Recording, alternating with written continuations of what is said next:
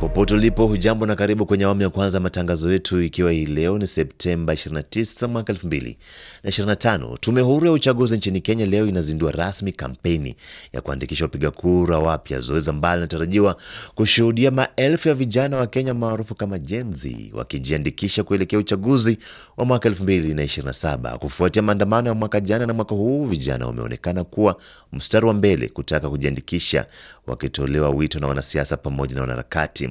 Dismas Mukua ni mchambuzi wa siasa za Kenya.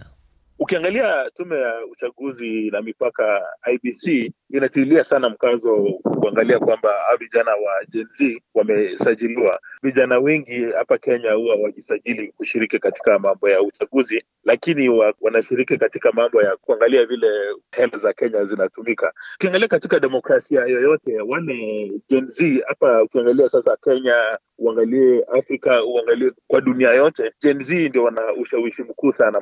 Ni mtazamo wake Bwana Dismas Mukua, mchambuzi wa masuala ya siasa akiwa Nairobi, Kenya.